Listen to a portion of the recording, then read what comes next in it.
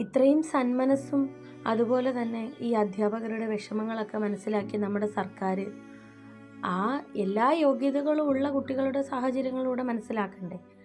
താൽക്കാലിക നിയമനങ്ങൾ സ്കൂളിൽ വരുമ്പോൾ അത് എംപ്ലോയ്മെൻ്റ് എന്ന് പറയുന്നൊരു സ്ഥാപനം നമ്മുടെ കേരളത്തിലുണ്ട്. എത്ര ആൾക്കാർക്ക് ജോലി കിട്ടുന്നു എന്നെനിക്കറിയത്തില്ല. അങ്ങനൊരു സ്ഥാപനം താൽക്കാലിക ഒഴിവുകളിലേക്ക് നിയമനം നടത്താനുള്ളതല്ലേ. അപ്പോൾ ഈ സർക്കാരിന് ഇങ്ങനെയുള്ള താൽക്കാലിക ഒഴിവുകൾ, സ്കൂളിലെ ഒഴിവുകളൊക്കെ ഈ എംപ്ലോയ്മെൻറ്റ് വഴി നടത്തിക്കൂടെ?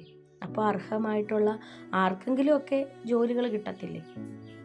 ഇല്ലെങ്കിൽ പുറത്ത് നിൽക്കുന്ന ആൾക്കാർക്ക് 6 മാസം എന്നുള്ള രീതിക്ക് കുട്ടികൾക്ക് അവസരങ്ങൾ കൊടുക്കുക.